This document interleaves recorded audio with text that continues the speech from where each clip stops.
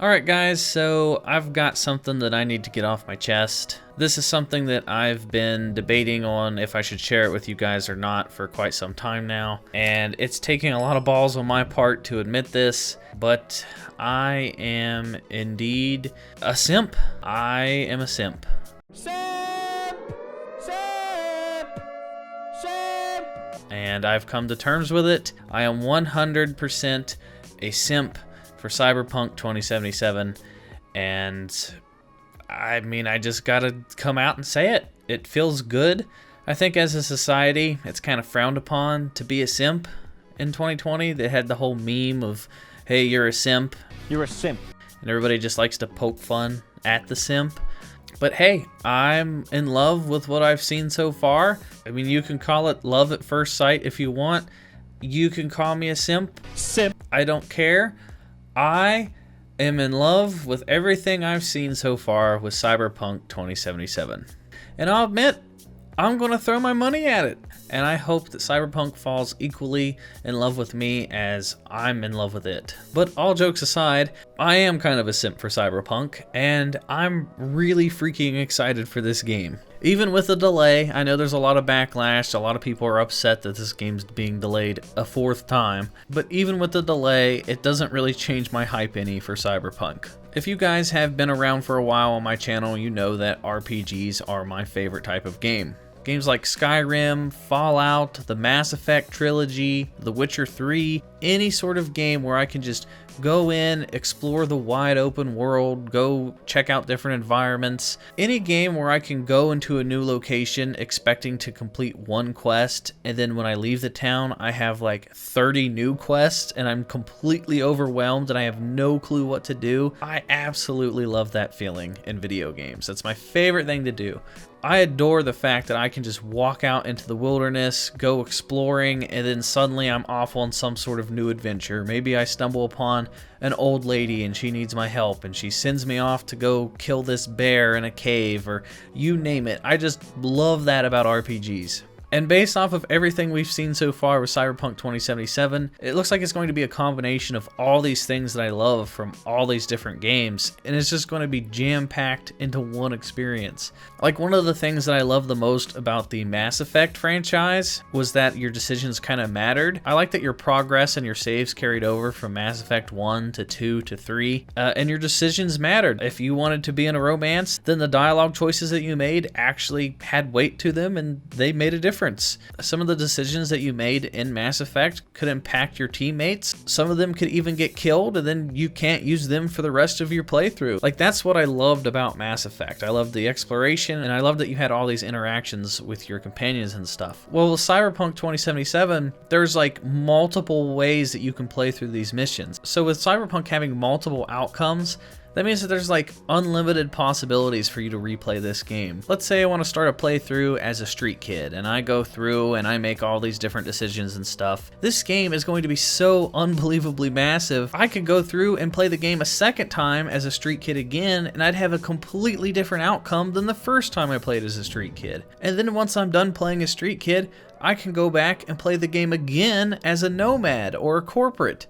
And then once I play as a nomad or a corporate, I can go back and replay them again. So this game has potential for like 4 to 5 to 6 different playthroughs, and you'll have a different experience almost every single time. Being able to complete some of these missions like 6 or 7 different ways is just mind-blowing to me. And I cannot wait to go through and pick apart these individual missions and see how I can strategize. And one of the best things about this coming out now, compared to like when I played Skyrim years and years ago or Oblivion, is that YouTube wasn't as big back then. I mean, it still existed and it was growing, but it wasn't nearly as popular as it is now. There wasn't like people streaming and stuff. With Cyberpunk 2077 coming out in 2020, you're going to be able to see all the different choices that everybody makes. So like, let's say I go in guns blazing, but somebody else decides to be stealthy, or I decide to kill a boss, or somebody else decides to let that boss live. Like, you have the opportunity to see all these different playthroughs of the same game and how this one game has like a million different outcomes. So I'm just like super stoked for that. Plus, this game's going to have so much to explore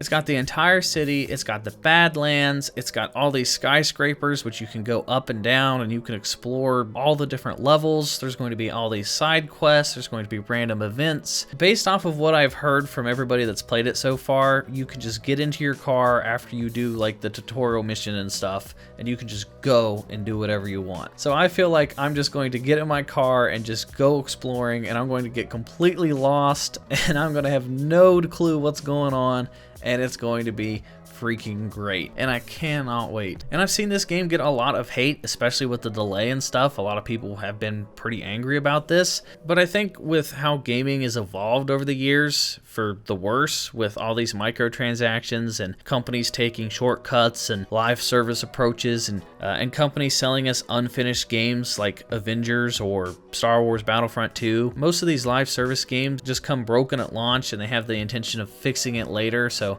take your money up front and then fix the game later on. That, combined with all the microtransactions that exist now, the loot boxes, every game you play now has a battle pass. It's just, gaming today isn't even a shadow of its former self anymore. Like, gaming today is so unbelievably disgusting and grimy that I think people are trying to lower their standards for this game, because I think that people feel that it's too good to be true based off of what CD Projekt Red has promised so far. I mean, they've promised this huge, massive open world environment with free additional DLC coming later on. This game's going to eventually get a multiplayer. They promised no major microtransactions. I think the multiplayer is going to have microtransactions, but just based off of the content that we're getting in this game, it sounds too good to be true. That, and with the base game, like, you can get this right now on Amazon for like $49. That's amazing. Like, based off of the content that they've shown so far, it's like $100 plus game,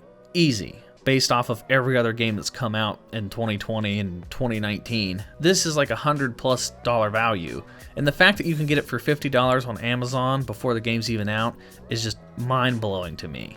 And CD Projekt Red is basically giving you a deluxe edition or an ultimate edition that you would normally pay like $100+ for any other title, just for $60, because they like their players. They appreciate their players. They don't want to screw people over, and they want to give you more than your bang for your buck. And that's something that I think people are overlooking a lot. Just look at any game now, especially with next-gen consoles. They're already going to be $70 a pop. Just look at a game like NBA 2K at $70. Plus it's jam-packed with microtransactions, so it's just getting worse and worse and worse every single year. But with Cyberpunk, you can buy the game on the current gen consoles. You get the next gen upgrade completely free, so when you do decide to upgrade to next gen, you don't have to worry about buying the game again. You get all this free additional content, just like they did with The Witcher.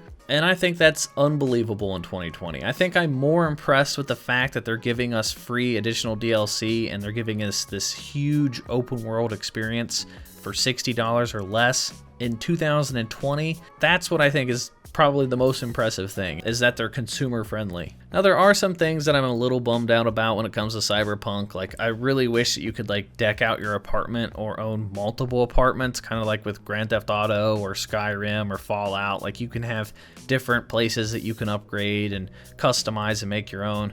I think there's some customization for the apartments, but not really to the extent that I would expect from an RPG. It also kind of bums me out that you can't customize your vehicles. That kind of sucks too, but who knows, maybe if enough people are bringing it up and that's something that people want, maybe that's one of the DLCs that we could see in the future. That's kind of what I have my fingers crossed for. But overall, I'm just unbelievably stoked for this game. I haven't been this excited for a video game in just a very long time. Every time I get my hopes up recently for video games, I'm always let down.